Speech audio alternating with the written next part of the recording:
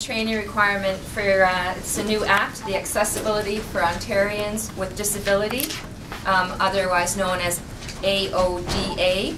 This part is the customer service standard training. There are 5 parts, and it will be over the next, well, it finishes in 2025 is when the whole act is complete. Right now, the customer service is the only one that will apply to us. Those found in non-compliance, so ones that have not done this training and that I do not have a record of that have been trained, a compliance officer can enter the building at any time, ask you if you've had the training. If you reply no, he can automatically fine you with $50,000 to $100,000. And that's per day that you have not said that you've had the training. Everyone is supposed to be trained by January 1st, 2012. That's why we've got this mad rush on in all the offices, completing the training. Now, you've all received the package. I've asked you all to read the policy and familiarize yourself with the policy. That policy will also, and already is, posted on our website. It's also posted in all of our branches. If you have a customer that asks to see our policy, you can direct them to where it is on our website, or if you happen to be in a branch, ask any one of our staff, or if you know where it's all posted. In Mill Creek here, it's posted right above the fax machine in the hub. You can grab it for them and pass it on to them. If they ask you to read it to them, please read it to them and explain it to them. There is a customer feedback form that if they ask for it, you must supply it to them, and they will fill it out. It gets returned to me, and I will respond to any customer complaints that we receive regarding this Disability Act. In all of our offices, we will have signs up. Now, except for Mill Creek, it's a very simple sign. It says, "All services provided by RE/MAX Realty Specialists, Inc., brokerage, follow the principles of dignity, independence, integration, and equal opportunity."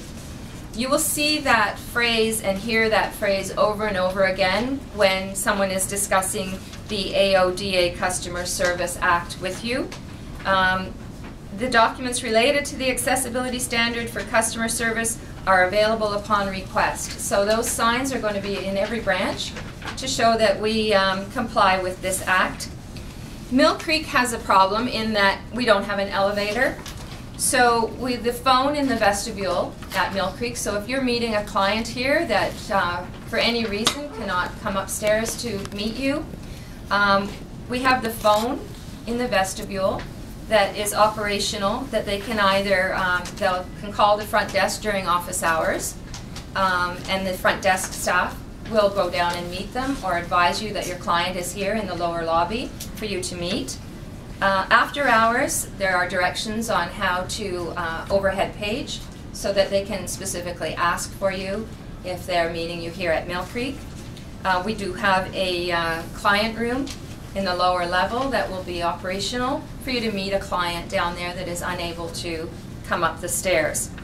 At the Caledon office, the accessibility is at the rear door. So if you're meeting anyone at the Caledon office, you must ask them to come through the rear doors if they're needing the wheelchair access or disability access. So once you have finished reading your policy, please make sure that you sign, that you understand it, and that I get a copy of it for the records. Any new salespeople or staff that we hire on will also be trained individually as part of the hiring package now. Any business partners that we have will also understand that we have this policy, and we'll make sure that they understand it as well. So for example, our landscaping people, our marketing people, anyone related in their office, everyone that we're related with in that respect will be aware of our policy. So the actual training that we have to go through is this. You have this in your package as well, and at the end of this training, I will also need you to sign that you have taken the training with us, and then that is on record for the rest of the time that you are with us.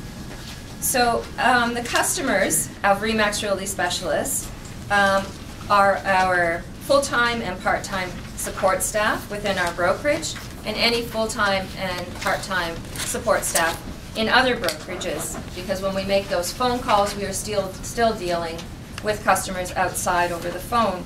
Sales associates within our brokerage and from other brokerage, residents of the public, buyers and sellers, service people such as postal person, couriers, maintenance workers, and representatives from other organizations.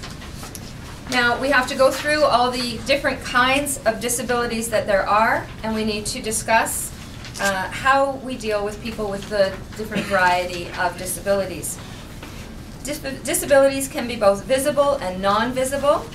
While some disabilities are immediately recognizable, others are not.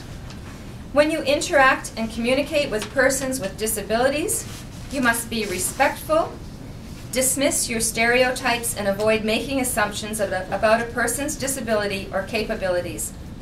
Many persons with disabilities often talk about being frustrated with people assuming what they can or can't do. Speak directly to that person with a disability and not to their support person, companion, or interpreter.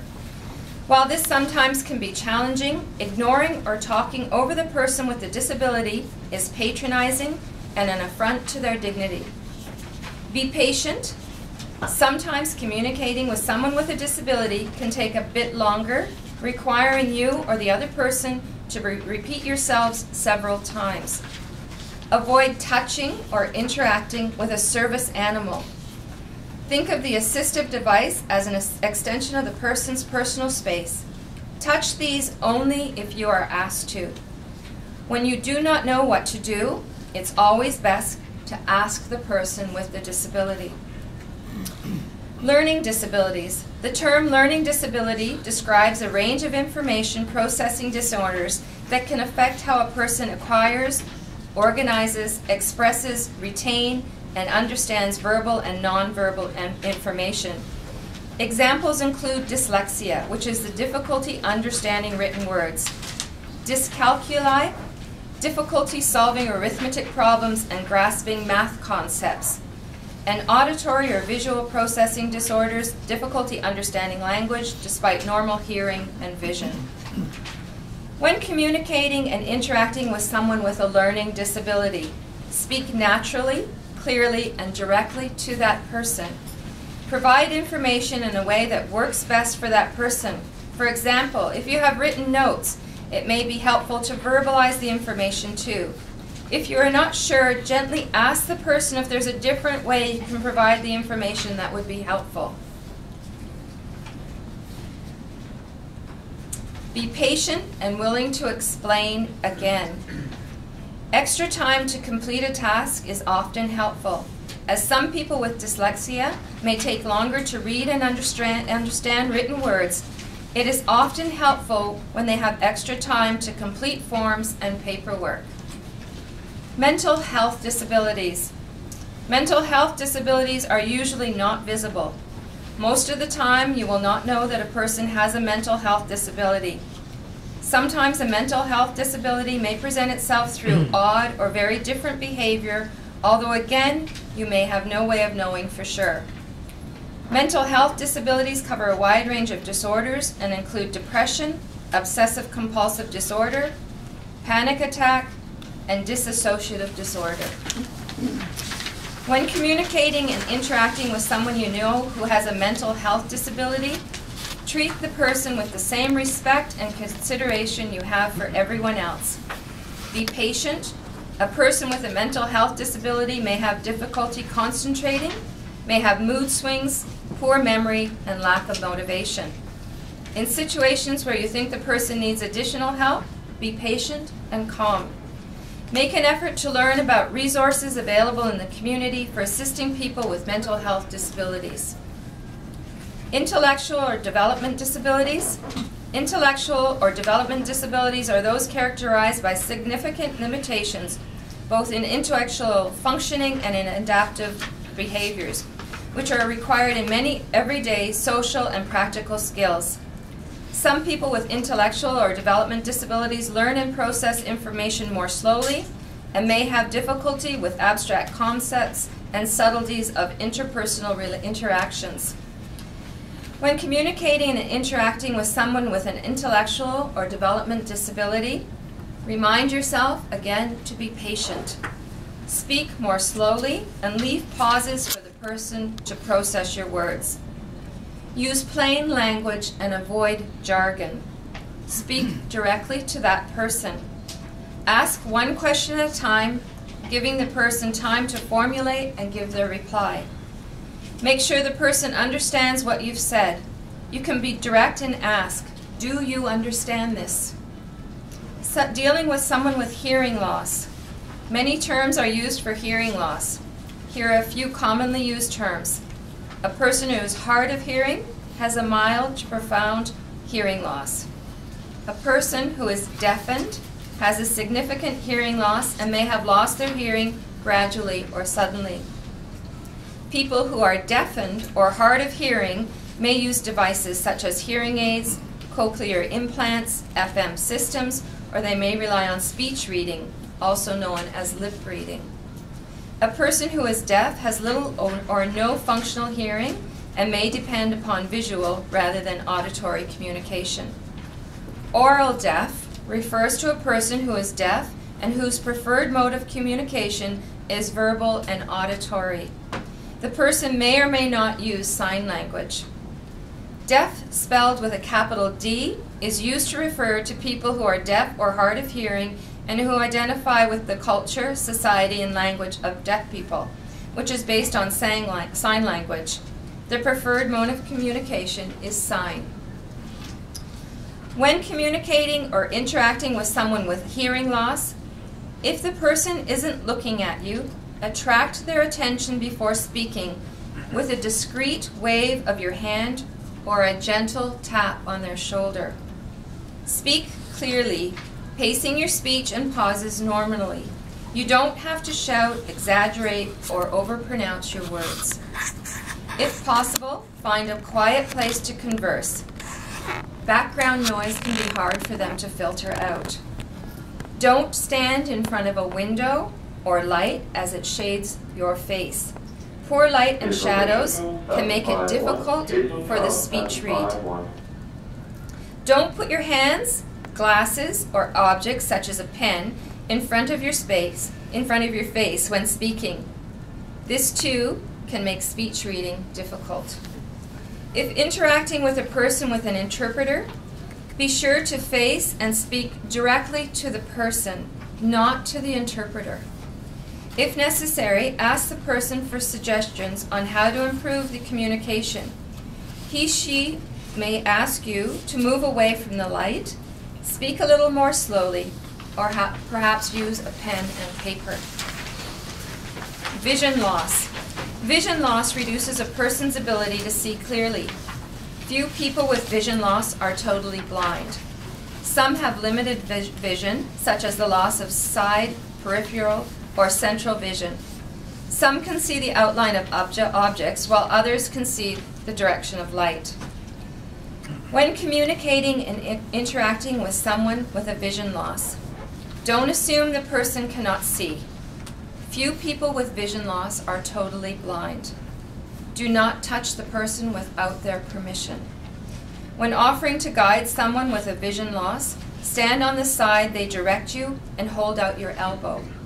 When they've taken it, walk at a normal pace, and the person will usually walk a step behind. Announce handrails, doors. Example, to the left, right. Push, pull to open.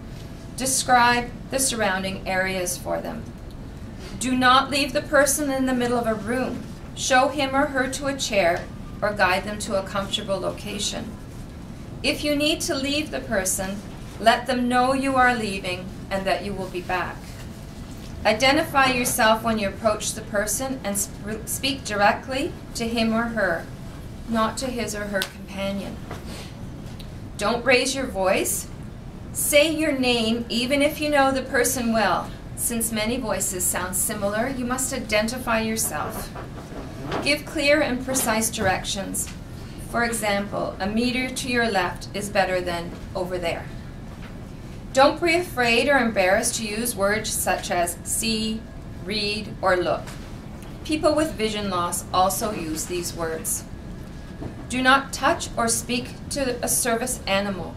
They are working and have to pay attention at all times. When giving printed information, offer to read it or describe it to the person. A deaf-blind person. Most people who are deaf-blind have a combination of vision and hearing loss. They usually have some useful, but not always, reliable vision and hearing. People who are deaf-blind use many different ways to communicate, including sign language, tactile sign language, tracking, tactile finger spelling, braille, speech, and speech reading. When communicating and interacting with a person who is deaf-blind, do not assume what a person can or cannot do. Some people who are deaf-blind may have some hearing or vision. If you're not sure how to begin, ask the person. They will gladly let you know. Many people will explain what you need to do, perhaps giving you an assistance card or note explaining how to communicate. Often people who are deaf-blind are accompanied by an intervener. Again, speak directly to the person with the disability and not to the intervener. Identify yourself both to the person with the disability and to the intervener. Some people who are deaf-blind use service animals. Again, do not pet or interact with the animal. You can give a gentle touch on the arm to get the person's attention. However, do not touch a person who is deaf-blind on the shoulder or on the back, as they may not have enough vision to orient your location to them. Suddenly touching a person who is deaf-blind can be alarming and should only be done in emergencies. Speech or language disabilities. A person with a speech disability is unable to produce speech sounds correctly or fluently, sometimes due to voice strength or aphasia. Some people with speech disabilities have difficulties with articulation and stuttering.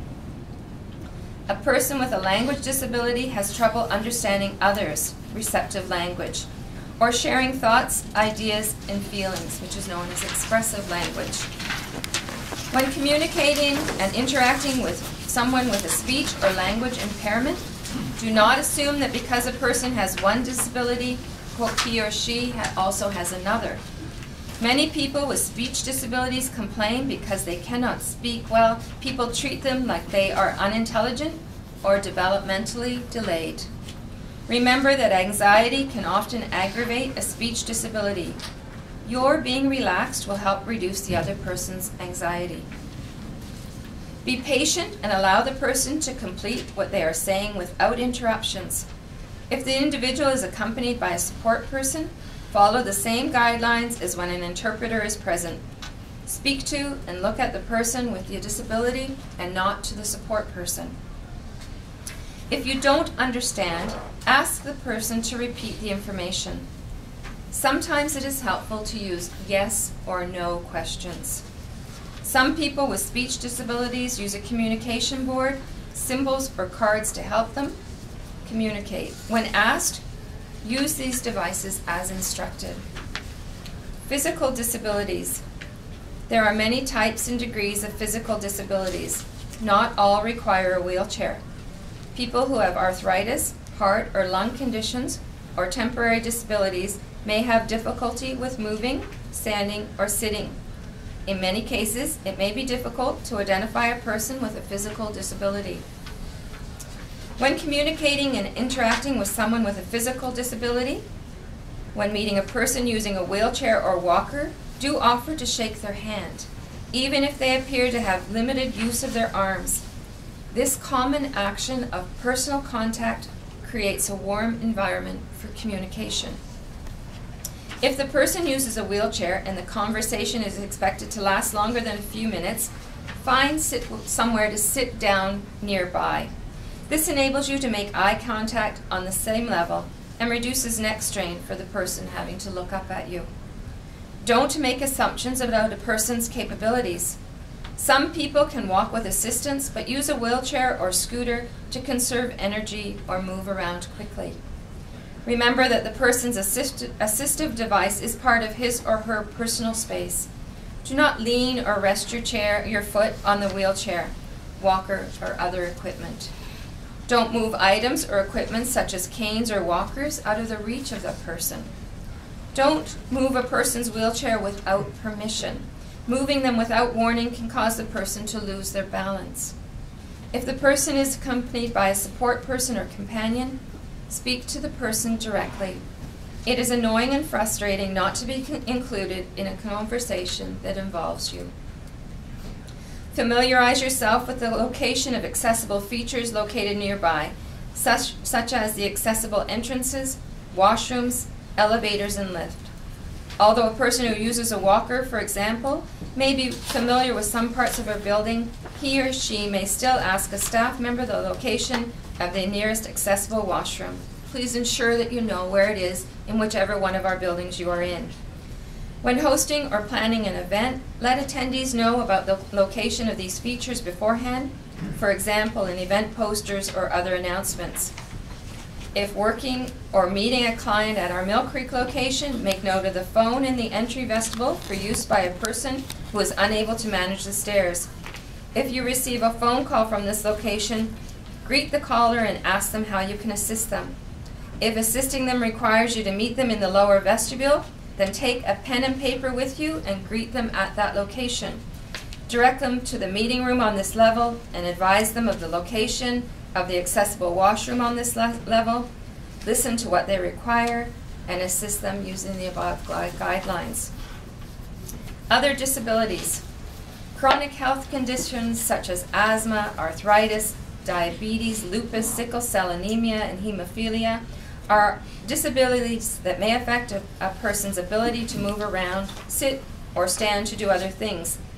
Many people don't think of these health conditions as disabilities requiring accessibility considerations, but in some cases they do. You will probably not know that someone has a disability.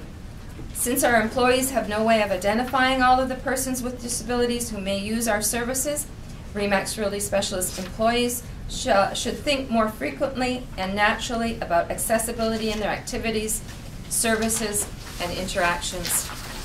Alternate formats. Alternate formats are simply ways of providing information in ways other than it was originally produced. Why are alternate formats important for persons with disabilities? Persons with disabilities receive, convey, and make use of information in a wide variety of ways. Some persons with disabilities may not be able to read, print, but can access the information using other formats such as audio, braille, enlarged text, and screen reading software. Although we often think of people with vision loss